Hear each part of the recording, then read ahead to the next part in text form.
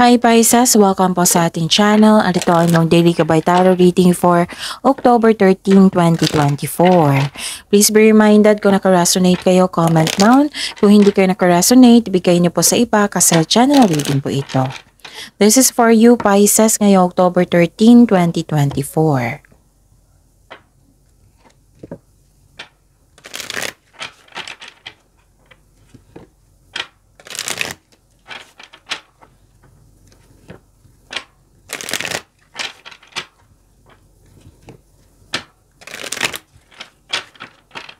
Para po ito sa inyo Pisces ngayong October 13, 2024.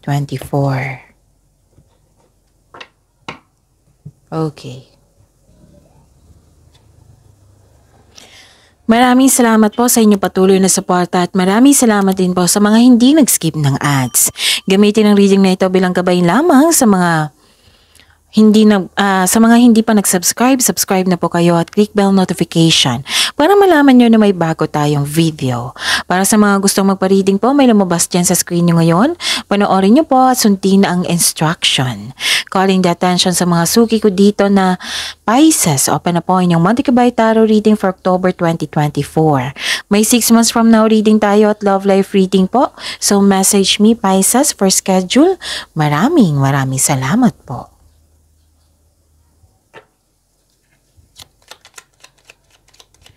Spirits Guide, mga ganap po para kay Pisces ngayong October 13, 2024. I need 3 cards po.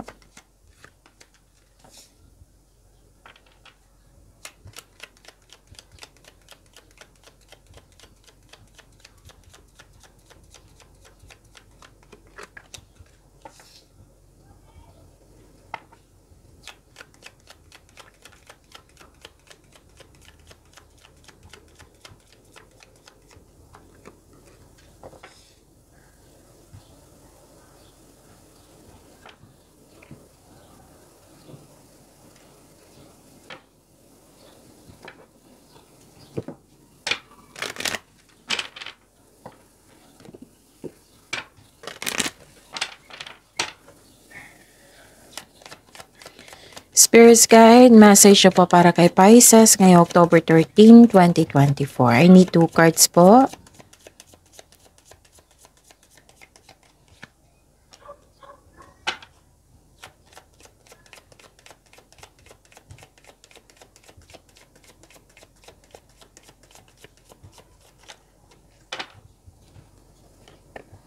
Okay.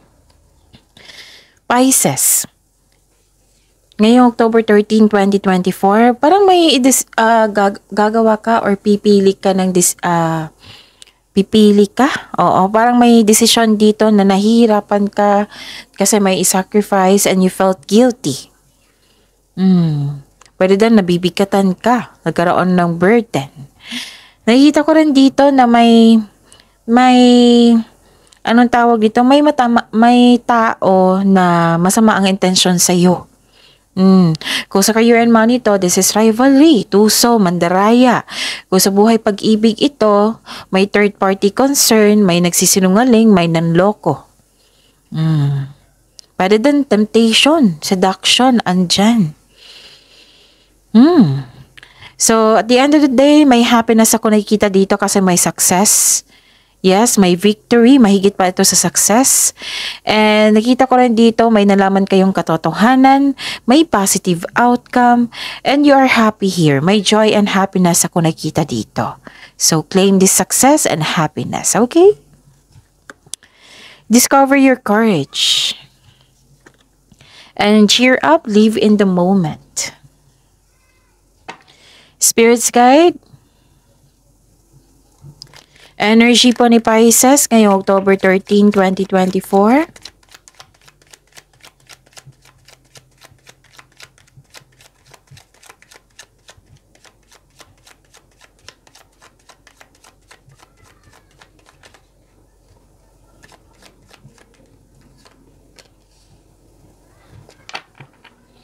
The clarification of this card po.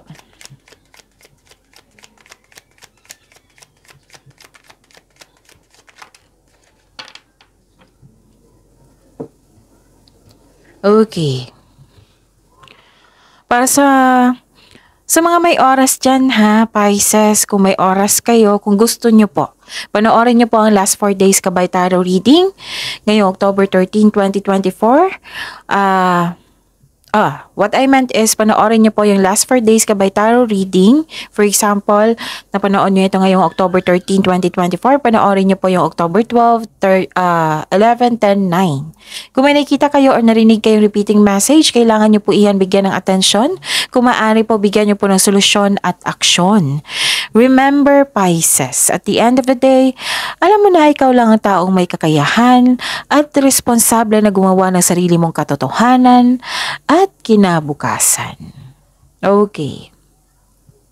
So what is your energy? May hindi nagkasundo dito. Nagkaroon ng hindi pagkakasundo ng dalawang tao. Sa isang tao, okay? Sa isang tao, hindi kayo nagkasundo. Nagkaroon ng disbalance, pwedeng disconnection din ito. Pwedeng separation, pwedeng frustration. Parang may nag-promise sa inyo. Nag-promise ka sa akin, bakit hindi mo nagawa? Ganun. May nag-promise sa inyo na hindi niya tinupad.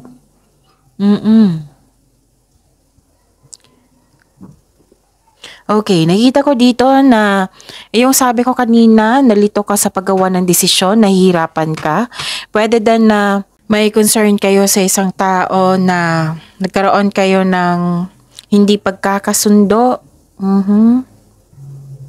Parang ang isang tao naging dependent sa iyo. Pwedeng may concern na ganyan. So, to fix the imbalance, look inward to see where you can find the source of this harmony. Kung mahilig kayo sa ano tawag dito? Journal or diary. Ilipat nyo lahat yung mga gusto mong sabihin, yung mga nararamdaman mo para masuri mo kung ano yung punot dulo ng disharmony. At ikay makahanap ng solusyon sa problema na ito, sa concern na ito. Okay?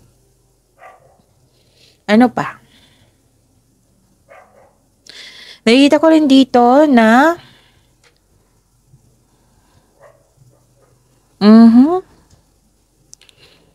may emotional offerings, may dumating sa inyo, pwedeng offer, opportunity, project na nagbigay sa iyo ng excitement, na binigyan mo ng agarang aksyon or reaksyon kasi you're excited.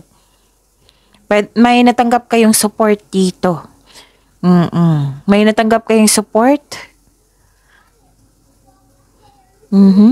Kung feeling mo stagnant ka ngayon, open your mind to the inspiration you need para ma-enjoy mo yung mga gagawin dyan. And yung problema mo sa isang tao, pwede mo rin na hanap kayo ng kausap na genuine na yung marunong makinig, marunong mag-keep ng secret. Kung yun ay comfortable kayo. Kung hindi kayo comfortable na may kausap kayo, then journal or diary.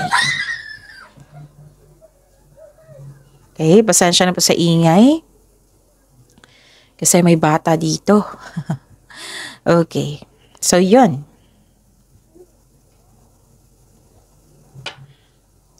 Spirits guide. Career and money po ni Pisces ngayong October 13, 2024.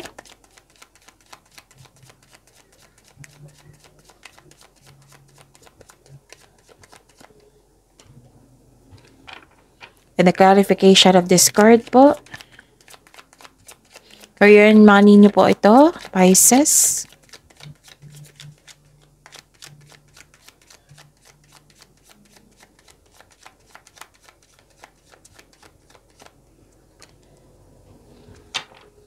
Kung nahihirapan kayo sa paggawa ng desisyon, kontratong plano ay kailangan pagbalanse din. Tapos kung kausapin niyo din yung mga wiser, yung mga may experience, baka makatulong yan sa paggawa ng inyong desisyon.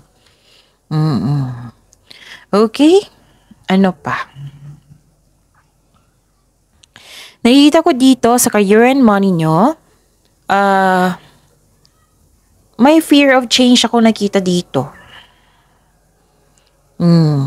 Hindi ka nga makagawa ng desisyon dito, oh. Nahihirapan kang gumawa ng desisyon. So, kanina pa to tatlong card na nagsabi dito. So, kaya nga may sinabi ang cards nyo dito na discover your courage, take an action with courage, and live in the moment, cheer up. Okay? So, you have to move on. You have to move forward. Huwag kayong matakot sa challenges kasi dyan tayo magiging matatag. Dyan tayo makakuha ng learnings. Dyan din yung successful kung magkakaroon ng overcoming of obstacles, overcoming of challenges, di ba? Huwag kayong mag-hesitate kung lalabas kayo sa comfort zone mo.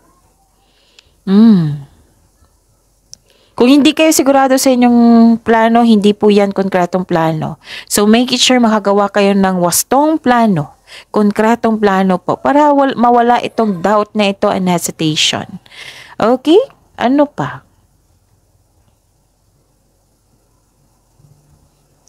Nakikita ko rin dito na may pagdududa dito May emotional distance. Hindi na nga nag-usap, nagkaroon ng disconnection. Marahil sa selos ito or may kasama kang self-centered na tao na hindi siya marunong mag-value ng mga sa kapwa niya, hindi siya marunong mag-value sa mga ginagawa mo, sa kanyang trabaho, sa kanyang kaperahan, pwedeng ganun. May nagsiselos or naiinggit sa iyo. Pero kakausapin mo ito, Pisces, kakausapin mo ito.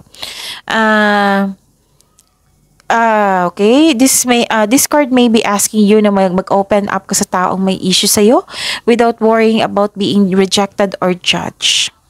Pero kung paulit-ulit na lang ito, this is your career and money ha. Kung paulit-ulit na lang po na inaabuso yung kabaitan nyo, kung may tao sa buhay mo who has proven themselves non-trustworthy sila, better to have a healthy disconnection. Sabi po ng card dito. Pero at the end of the day, kayo po ang mag-decide ha, kasi kayo yung buhay nyo po iyan. Okay, sana'y magkaayos kayo and improve your communication skills kasi may pag-uusap dito. Focus kayo sa problema. Huwag kayong mag-focus kung sino yung panalo at talo, kung sino yung tama at mali. Mag-focus kayo sa magkaroon ng solusyon na magkasundo kayo. Para magkasundo kayo kung baka kailangan po na magkaroon ng adjustment para magkasundo talaga. Okay? Yun. Spirit Guide, Love Life, Self-Love, Partnership, and Romance ni Pisces ngayong October 13, 2024.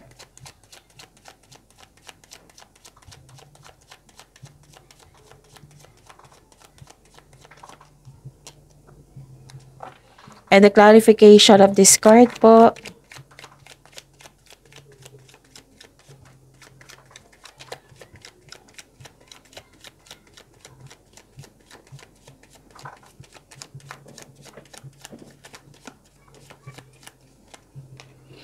maraming salamat po sa patuloy na tiwala at suporta sa ating channel at maraming salamat din po sa mga hindi nag-skip ng ads. May lumabas dyan sa screen nyo ngayon, panoorin nyo po. Kung gusto nyo po iyan, then follow instruction. Okay. This is your love life, self-love, partnership, and romance. Oh, kung dati feeling trapped ka or nagkaroon ng restriction ngayon, you are decided to help yourself para mag-move forward. Nag-release ka ng old emotions mo dito, yung bigat na nararamdaman mo. Oo. So, maaring magpahiwatig na ikaw ay nasa proseso ng pagpalaya sa iyong sarili mula sa paghihigpit, kaya magpatuloy po. Okay? Huwag mo daw i-postpone yung binigay na opportunity sa inyo. Kasi itong opportunity na binigay sa inyo ay magbibigay ng kaunlaran sa inyo. And this card tells you na hindi ngayon ang oras upang huminto. Okay? Move forward talaga. Nakikita ko naman dito na you're fighting for what is right. Pinaglaban mo yung tama para magkaroon ka ng freedom. Yan yung sinabi dito. At okay. Nakikita ko dito na nagkaroon po ng, nagkasundo na. Nagkasundo na. May moderation na, may pagkakaisa. This is divine timing. Yes, this is serenity, katahimikan po. Oo, may nagtulungan kayo. Combination of forces. May realization. Kanina pa to realization. Okay? If you're single, huwag pilitin na magbuo kayo ng relasyon na hindi nakatadhana sa iyo. Huwag mag-alala, the universe is working behind the scenes to bring romance into your life.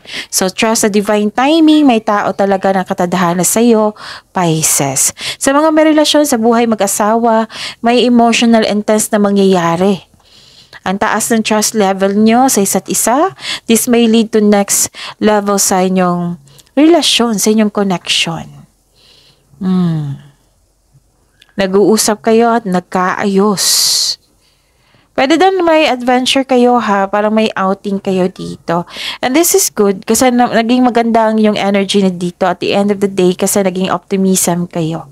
Full of positivity, may katahimikan, may moderation, balance na. Nagkaroon ng pagkakaisa. So yun na yung sabi ng card dito, move forward po daw kayo at sana'y nakadesisyon na kayo ng siguradong sigurado. Mag-ingat kayo sa isang taong manloloko. Focus kayo sa binigay dito na success, victory, itong positive outcome. Pagyamanin nyo po yan. And lalo na itong i-claim nyo yung joy and happiness nyo. Yes, kasi you deserve to be happy. You deserve to be loved. Pisces, you are guided to find peace dito. So, seek balance and create a calm atmosphere. Okay? You are divinely guided. Maaring nagbigay itong mga signs sa panggitan sa isang tao or kaibigan na maaring makatulong sa struggle mo ngayon. Kaya have patience as the universe goes to work to bring your desires into reality. So, yun taasan din yung pasensya nyo dito kasi nitinitest talaga. Pay attention din sa mga ipon nyo. Baka ito yung problema nyo. Yung couple. Yung paggasta, ipon, baka yan. Pag-usapan nyo na mabuti. Okay, so that's it. See you tomorrow, Pisces. Please like, subscribe, and click the button for notification para updated po kayo sa daily tarot reading natin. Maraming salamat po.